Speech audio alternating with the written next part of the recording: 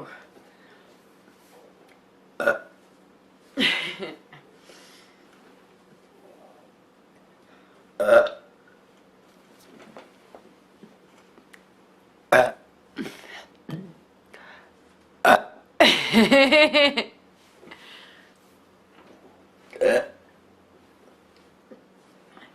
Carbonated goodness in my little belly makes me burp.